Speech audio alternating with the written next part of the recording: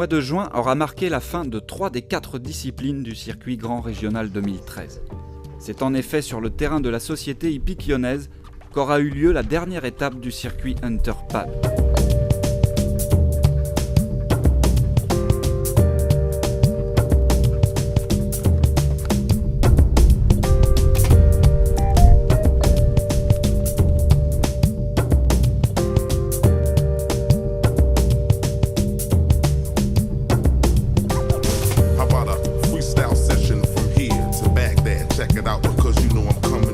Juste à sa sortie de piste, les journalistes de Grand Régional Magazine ont interrogé Philippe Juvin, le référent du circuit PAD. Aujourd'hui, c'était un peu la finale puisque nous sommes à un mois des championnats de France, donc c'était un peu une revue des équipes susceptibles d'aller au championnat de France. Je suis assez content puisque d'abord on a beaucoup d'engagés aujourd'hui, d'autre part les forces en présence qu'on va emmener à Tours sont prêtes et j'espère qu'on fera aussi bien que les dernières, c'est-à-dire ramener des podiums. Merci Philippe.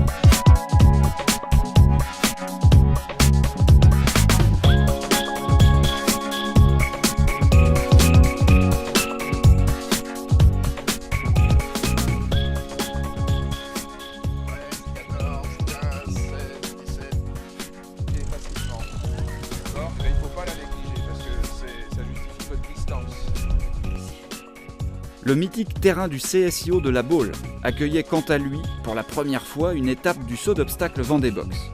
Grand Régional Magazine ne pouvait pas se priver d'une rencontre avec Nadia Poirier, directrice du CSIO de La Baule. Écoute, la possibilité aux cavaliers amateurs surtout de courir sur ce terrain, parce que tout le monde en parle, il est connu à l'international avec le CSIO. Et puis c'est vrai qu'on s'est dit, offrir l'opportunité aux amateurs, c'est pas mal, et se faire référencer dans un circuit, c'est encore mieux. Donc c'est pour ça qu'on est parti avec le Creux sur cette étape. On se donne des objectifs tous les ans, on essaie de créer un nouvel événement tous les ans. Donc là on a commencé avec le Creux pour le Grand Régional et puis on étudie la possibilité de pourquoi pas voir ça aussi avec les pros pour un grand national ce coup-ci. Et puis on est en train de travailler aussi avec la ville pour voir comment optimiser l'utilisation du stade avec peut-être plus d'événements. Alors c'est un terrain qui se monte très différemment. Puisque c'est très difficile de monter dessus, c'est grand, ça résonne, c'est les obstacles du jumping, donc c'est pas évident. On est souvent sans faute sur une tout main ou sur une carrière classique, on est souvent 4 ou 8 points ici, donc je pense que c'est une bonne expérience.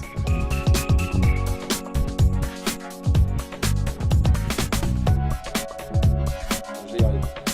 Allez, c'est Alexandre Canal qui a pris le départ à présent.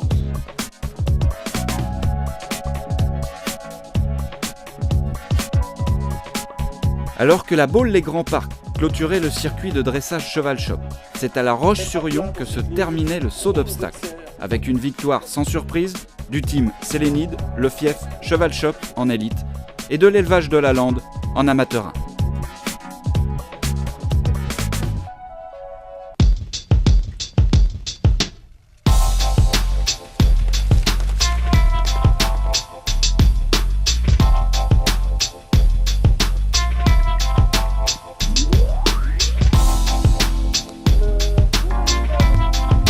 Pour le concours complet d'équitation Caballero, il y avait 2 étapes ce mois-ci.